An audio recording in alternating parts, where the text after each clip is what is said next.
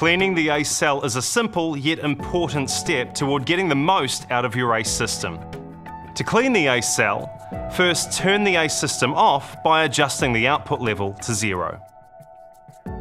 Then create your cell cleaning solution following the instructions on the cell cleaning bottle that came with your ACE system. Or you can purchase freshwater cell cleaner from your hot spring dealer. Next, you'll remove the ACE cell from the filter standpipe and place it in the cleaning solution.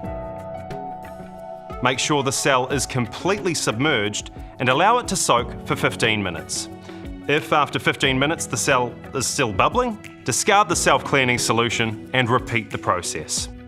Once there are no more bubbles coming off of the ACE cell, the cell cleaning process is complete. You can then reinstall the ACE cell into the filter standpipe and then turn the ACE system back on by resetting your output level. If you have any questions about the cell cleaning process, contact your hot spring dealer and they'll be happy to help.